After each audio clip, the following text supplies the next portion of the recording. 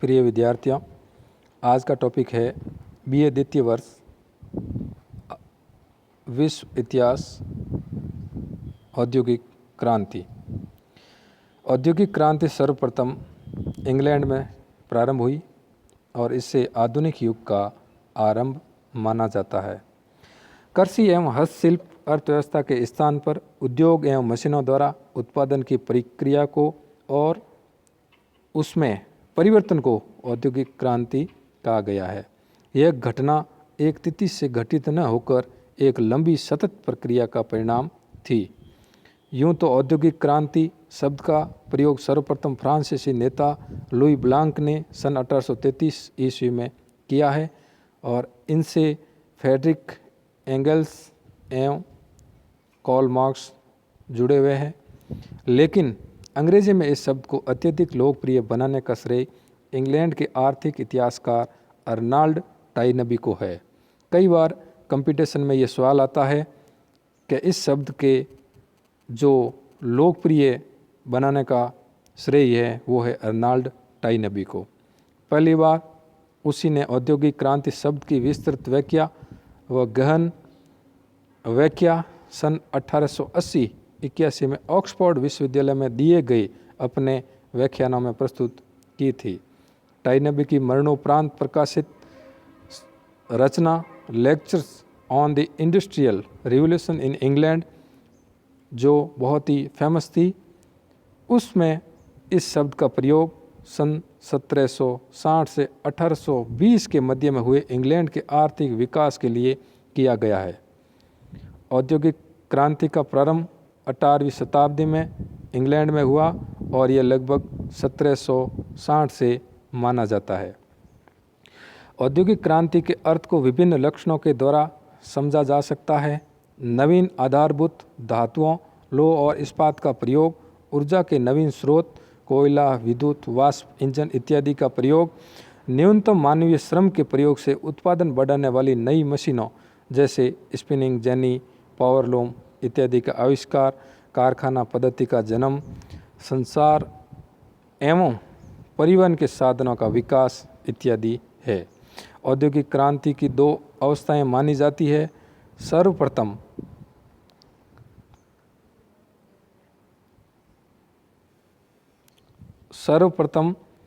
सन 1750 से 1850 तक और द्वितीय है 1850 से अब तक। प्रथम औद्योगिक क्रांति का नेतृत्व जहां इंग्लैंड ने किया, वहीं द्वितीय औद्योगिक क्रांति 1850 के बाद जो परिवर्तन हुए उसका नेतृत्व जर्मनी ने किया। यह भी कई बार कंपटीशन में सवाल पूछा गया है। इंग्लैंड में सबसे पहले औद्योगिक क्रांति प्रारंभ होने के अनेक कारण थे, जो इस प्रकार है। पहला कारण, सन 1750 ईस्वी की पूर्व शताब्दी में इंग्लैंड में एक सुदृढ़ शासन व्यवस्था और शांति की स्थिति थी। इंग्लैंड का राजनीतिक स्थायित्व, संसदीय प्रजातंत्र, जनता के राजनीतिक अधिकार आदि स्थितियां औद्योगिक क्रांति के अनुकूल थी। दूसरा, इंग्लैंड की भौगोलिक स्थिति के कारण उनके पास सुव्यवस्थित बंदरगाह थे। ये बंदरगाह विश्व के प्रसिद्ध व्यापारिक मार्गों में स्थित थे। तीसरा, इंग्लैंड का विशाल औपनिवेशिक साम्राज्य कच्चे माल का आयात करने तथा उत्पादन माल का निर्यात करने का बाजार था, जो किसी अन्य यूरोपीय देश को प्राप्त नहीं था। चौथा, इंग्लैंड में कृषि क्रांति औद्योगिक क्रांति से पूर्व हो चुकी थी। कृषि क्रांति से बहुत सारे कृषक बेरोजगार हो गए थे। इस कारण इंग्लैंड में औद्योगिक क्रांति के लिए आवश्यक सस्ते श्रमिक उपलब्ध थे। अगर कृषि क्रांति के कारण कृषक बेरोजगार नहीं होते तो सस्ते मजदूरों का मिलना असंभव था। बढ़ती हुई जनसंख्या की उदरपूर्ति के लिए कृषि में उत्पादन बढ़ाना आवश्यक था। यह विज्ञान एवं तकनीक के उन्नत साधनों के द्वारा ही संभव था। इस प्रकार कृषि क्रांति औद्योगिक क्रांति आधार बनी। कृषि क्रांति के लाभों से प्राप्त पूंजी को बड़े भूस्वामियों ने औद्योगिक विकास में लगाया। कृषि क्रांति भी सर्वप्रथम औद्योगिक क्रांति की तरह इंग्लैंड में ही हुई थी। यह भी कई बार कंपटीशन में सवाल पूछा गया है। पांचवा कारण, कारखानों के निर्माण व संचालन के लिए आवश्यक लोहा एवं कोयला इंग्लैंड में प्रचुर मात्रा में उपलब्ध था। लोहा एवं कोयले के भंडारों का पास होने से औद्योगिक विकास को बढ़ावा मिला। वाणिज्यवाद व उपनिवेशवाद लूट के परिणाम स्वरूप इंग्लैंड में भारी धन संपदा का संचय हो गया था। इस प्रकार इंग्लैंड में औद्योगिक विकास के लिए आवश्यक अधिशेष पूंजी के पर्याप्त भंडार उपलब्ध थे। इंग्लैंड के व्यापारिक बैंकों ने भी उद्योगों के लिए विकास के लिए पूंजी उपलब्ध करवाई। इंग्लैंड के बाद यूरोप में बेल्जियम दूसरा देश था जहां औद्योगिक क्रांति ने साकार रूप धारण किया। यहाँ औद्योगिक क्रांति को 18वीं शताब्दी के प्रारंभ में विलियम व जॉन नामक 2 अंग्रेज़ों द्वारा लाया गया। यूरोप की बड़ी शक्तियों में रूस में औद्योगिक क्रांति का प्रारंभ सबसे बाद में हुआ। यद्यपि उसके पास लोहे कोयले के प्रचुर भंडार थे, किंतु पूंजी का अभाव, कृषि दास आदि के कारण वहाँ औद्योगिक विकास नहीं हो सका। औद्योगिक क्रांति के क्षेत्र, पहला है कृषि। कृषि में परिवर्तन। सर्वप्रथम वर्कशायर के एक जमींदार जैत्रो ठल ने 1701 ईस्वी में ड्रिल नामक यंत्र बनाया, जिसके माध्यम से बीज बोने का कार्य काफ़ी आसान और सुव्यवस्थित हो गया। यह मशीन द्वारा सीधी रेखाओं में बीजों का समान वितरण संभव तथा रेखाओं में पड़े बीज पर मिट्टी पड़ने से उनका अंकुरण भी आसान हुआ। इससे पूर्व बीजों को हाथ द्वारा छितरा कर बोया जाता था, जिसमें काफ़ी बीज और समय व्यर्थ चला जाता था। इस प्रकार ड्रिल यंत्र से मानव श्रम की बचत, समय पर बुआई तथा बड़े पैमाने पर कृषि कार्य संभव हुआ। टाउनशेंड ने फसल चक्र यानी फसलों को अदल बदल कर बोना का आविष्कार किया। इससे प्रत्येक बार 1/3 जमीन प्रति छोड़कर आवश्यकता नहीं रही।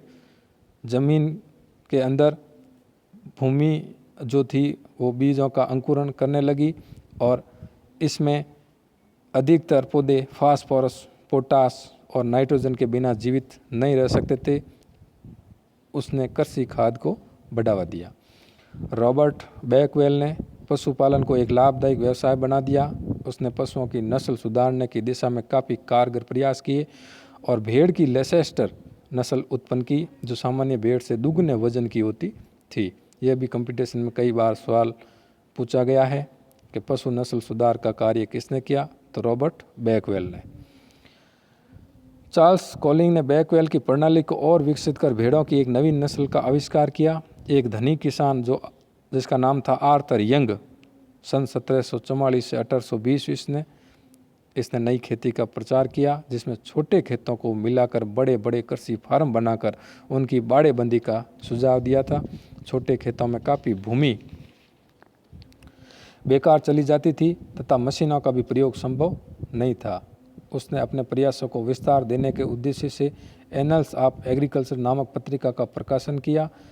ब्रिटिश इतिहासकार ट्रेवलियर ने उसे नई खेती का मसीहा या अवतार कहा है। दूसरा क्षेत्र है उद्योग क्षेत्र। औद्योगिक क्रांति का प्रारंभ मुख्यतः वस्त्र उद्योग से भी हुआ है, क्योंकि वस्त्रों की बढ़ती मांग को पुराने करगों द्वारा पूरा नहीं किया जा रहा था। सबसे पहले सन 1733 में जॉन के ने फ्लाइंग शटल का आविष्कार किया। यह भी सवाल कई बार प्रतियोगिता परीक्षा में बार बार पूछा गया है, फ्लाइंग शटल का आविष्कार कब व किसने किया, तो इसका अर्थ है यानी इसका उत्तर है सन 1733। और इसने मतलब फ्लाइंग शटल का आविष्कार किया और इससे कपड़े बुनने में तेज़ी आई, क्योंकि इस मशीन के द्वारा बाना ताना के बीच यांत्रिक विधि से फेंका जाता था। इस कारण एक झूला उतना सूत प्रयोग में लाने लगा जितना कि 10 व्यक्ति एक दिन में काटते थे। यह जॉन के ने संभव किया। सन 1764 में जेम्स हरग्रीव ने स्पिनिंग जेनी मिल का आविष्कार किया। इससे एक साथ 8 धागे काटे जा सकते थे। हरग्रीव ने अपनी पत्नी जेनी के नाम पर इस मशीन का नामकरण किया, जिसको स्पिनिंग जेनी मिल कहते हैं। बाद में सन 1769 में रिचर्ड आर्कराइट ने स्पिनिंग जेनी में सुधार करके जल शक्ति से चलने वाला वाटर फ्रेम बनाया। यह सबसे पहले सूती वस्त्र काटने की मशीन थी, जो हाथ से नहीं चलकर जल शक्ति द्वारा चलती थी। वाटर फ्रेम के लिए बड़े बड़े कारखाने होने आवश्यक थे, अतः इसने कारखाना व्यवस्था को जन्म दिया। सूती वस्त्र उद्योग की नींव डाली। इस कारण कुछ विद्वान औद्योगिक क्रांति का प्रारंभ वाटर फ्रेम यानी पंच चौखट कहते हैं हिंदी में इसको, इससे आविष्कारक मानते हैं। सन 1780 में सैमुअल क्रॉम्पटन ने स्पिनिंग जेनी और वाटर फ्रेम दोनों को मिलाकर बारीक सूत काटने वाली मशीन यानी म्यूल, जिसको हिंदी में हम खच्चर कहते हैं, वो बनाई। सन 1785 में एडमंड कार्टराइट ने शक्तिशालित करघे यानी पावर लूम का आविष्कार किया, जिसे जल शक्ति और वाष्प शक्ति दोनों से चलाया जा सकता था।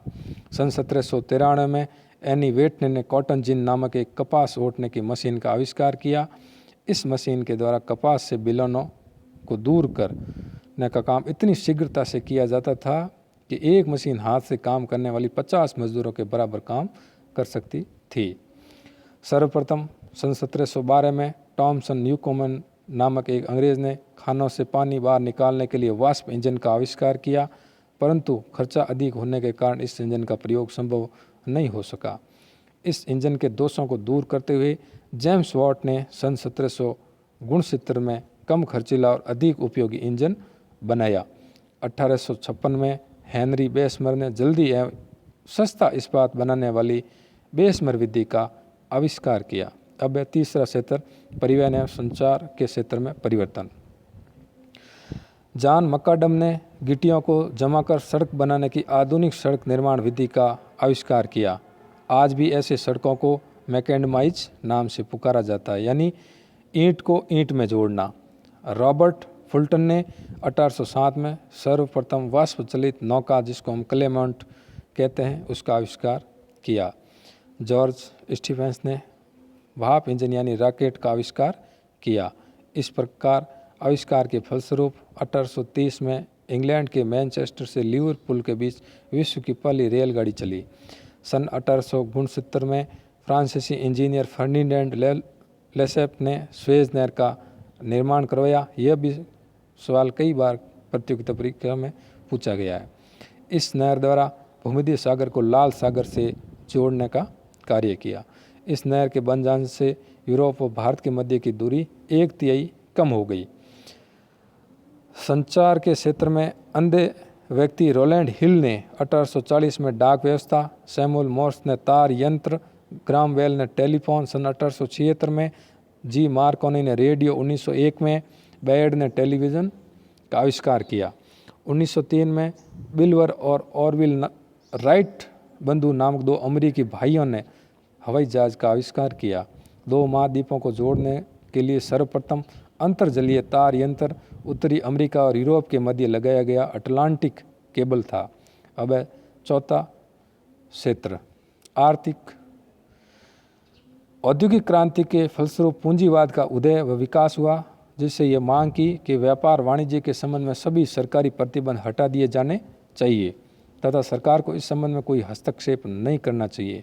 इसे स्वतंत्र व्यापार या हस्तक्षेप की नीति यानी लेसेज फेयर कहा जाता है। तत्कालीन महान अर्थशास्त्री एडम स्मिथ ने सन 1776 में अपनी पुस्तक वेल्थ ऑफ नेशन यानी राष्ट्रों की संपदा में इस प्रकार के अनेक सिद्धांत प्रतिपादित किए हैं। अब है औद्योगिक क्रांति के परिणाम, यानी इसके अनेक परिणाम थे जो इस प्रकार है। औद्योगिक क्रांति से घरेलू उद्योगों का विनाश हुआ। मशीनों के विकास के कारण हाथ से काम करने वाले कारीगर बेकार यानी बेरोजगार हो गए, क्योंकि वे मशीनों की प्रतिस्पर्धा में नहीं ठहर सके। दूसरा, घरेलू उद्योगों के नष्ट होने से लोगों को नए रोजगार की तलाश में नगरों की तरफ जाना पड़ा। इससे नए औद्योगिक केंद्रों का विकास हुआ। औद्योगिक नगरों में जनसंख्या बढ़ने से उनमें स्वास्थ्य संबंधी अनेक समस्याएं पैदा हो गई। तीसरा, औद्योगिक क्रांति के कारण बड़े उत्पादन ने औद्योगिक यानी औपनिवेशिक प्रतिस्पर्धा व पूंजीवाद को बढ़ावा दिया। उत्पादन की घरेलू व कुटीर उद्योग प्रणाली के स्थान पर कारखाना प्रणाली आने से मालिक व मजदूरों के परस्पर संघर्ष, श्रमिकों के शोषण, श्रमिकों की व्यक्तिगत स्वतंत्रता में कमी जैसी समस्याओं का सामना करना पड़ा। जनरल नेड लुड ने के नेतृत्व में श्रमिकों की स्थिति सुधारने के लिए लुडिज्म आंदोलन यानी 1811 से 17 ईस्वी तक चलाया गया। चौथा, आधुनिक समाज में 2 नए वर्गों का उदय हुआ था। एक था उद्योगों का स्वामी यानी पूंजीपति या बुर्जुआ वर्ग, जिसका व्यापार वाणिज्य पर नियंत्रण था, तो दूसरा था श्रमिक या प्रालितेरियत श्रमिकों का शोषण होने से यूरोप में इंग्लैंड के चार्टिस्ट आंदोलन जैसे अनेक श्रमिक आंदोलन हुए, जिसमें समाजवाद का जन्म हुआ। सामाजिक क्षेत्र में औद्योगिक क्रांति के परिणाम काफ़ी भयानक रहे। इसके परिणाम स्वरूप संयुक्त परिवार प्रणाली को आघात लगा और परिवार बिखरने लगे, क्योंकि लोग अपने घरों से मजदूरी करने के लिए बाहर जाने लगे, शहर की तरफ चलने लगे, उद्योगों की ओर चलने लगे और अपने संयुक्त परिवार को उन्होंने लगभग त्याग सा दिया। छठा, औद्योगिक क्रांति के परिणाम स्वरूप संपूर्ण विश्व में उपनिवेशों तथा बाजारों के लिए व्यावसायिक प्रतिस्पर्धा का दौर प्रारंभ हुआ, जिसने विश्व में उग्र गुटबंदी, साम्राज्यवाद और सैनिकवाद को बढ़ावा दिया। इन सब ने अंतिम रूप से विश्व को संघर्ष, विनाश और विध्वंस की ओर धकेल दिया। तो इस प्रकार औद्योगिक क्रांति बहुत ही व्यापक एवं विस्तृत सिद्ध हुई और इसके परिणाम भी अनेकों अनेक, जो लाभकारी भी थे तो हानिकारी भी थे। इस प्रकार ये मिश्रित प्रणाली थी।